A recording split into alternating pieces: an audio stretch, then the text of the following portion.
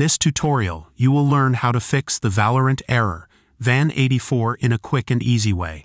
Click on the Start button, then open Settings.